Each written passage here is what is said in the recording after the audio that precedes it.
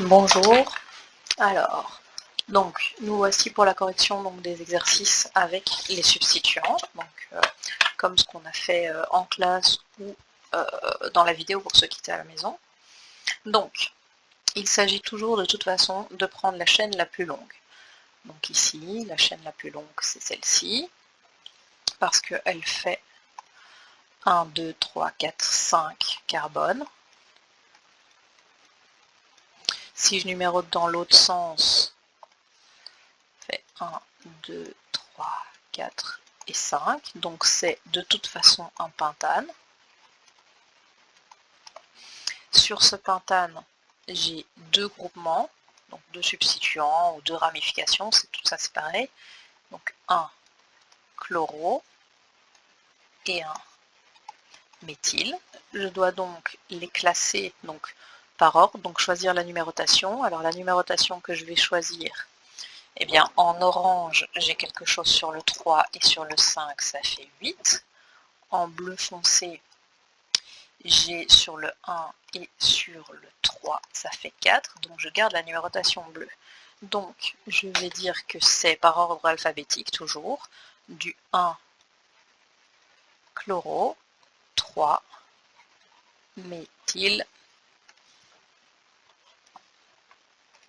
pentane.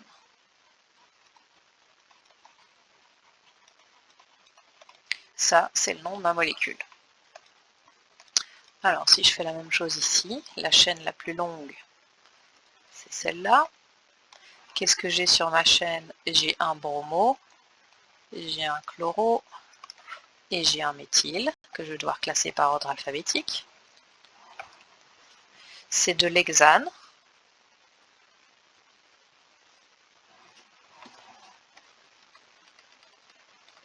Parce que j'ai 6 carbones. Si je fais la numérotation, faites-le, vous allez voir que c'est celle-ci qui sera la plus petite par rapport à l'autre. Donc, par ordre alphabétique, c'est le B qui vient d'abord. Donc, c'est du 1 bromo, 2 chloro, 4 méthyle, hexane. Alors, attention à un truc que je n'ai pas dit dans la feuille de théorie, c'est que les substituants doivent être portés par la chaîne principale. Donc la chaîne principale, si vous vous rappelez, c'était la chaîne la plus longue. Ça veut dire que si par exemple, je fais une chaîne 1, 2, 3, alors on va dire que j'ai cette molécule-ci. NH2, CH2, CH, CH2 et Cl. Alors, la chaîne la plus longue, c'est bien cette chaîne-ci, ou limite cette chaîne-là. Mais la chaîne principale est obligée de contenir les substituants, donc ceci va être la chaîne principale, parce que mes substituants sont obligés d'être portés par la chaîne principale. Donc malgré le fait que cette chaîne-ci soit la plus longue, la chaîne principale ici sera quand même un propane. Donc ce sera du propane avec sur ce propane un chloro, un amino et un CH2, CH2, CH3, c'est-à-dire un propyle, 3 carbones et un substituant, un groupement amino, un groupement chloro, et donc sur ce propane, on aura un chloro, un amino, un propyle placé par ordre alphabétique. Ok? Donc, si on applique et qu'on continue à corriger, donc ici la chaîne la plus longue c'est ceci. Sur cette chaîne, j'ai un méthyle, un chloro et un autre méthyle.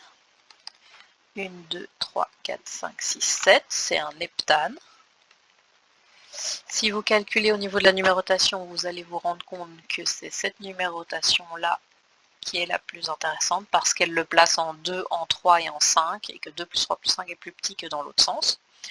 Et donc c'est du 3 chloro, 2,5 diméthylheptane.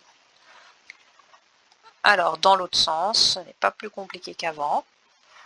Alors, première molécule, je pars sur la fin. Je dessine 4 carbones parce que c'est du butane, butane 4. Je numérote par défaut de 1 à 4 dans ce sens-là. Sur le 1, je mets un NH2 parce que j'ai un amino. Sur le 1, je mets un Cl parce que j'ai un chloro. Sur le 3, je viens mettre un méthyle. Et puis attention, je n'oublie pas de compléter avec les hydrogènes de façon à ce que tout le monde ait 4 liaisons. La molécule B, donc c'est un pentane, 1, 2, 3, 4 et 5. Par défaut, le 1 vient se mettre là et là. Vous voulez le faire dans l'autre sens, vous le faites dans l'autre sens, il n'y a pas de souci. En 2, j'ai du dibromo, c'est-à-dire Br et Br. Attention, c'est pas du Br2. Un dibromo, ça veut dire 2 bromes. Et en 4, 1, 2, 3, 4, j'ai un chloro, un Cl. Je complète les hydrogènes. Là, j'ai déjà 4 liaisons, donc j'en rajoute pas. Et ici, il m'en manque un, donc j'en rajoute un. Et voilà.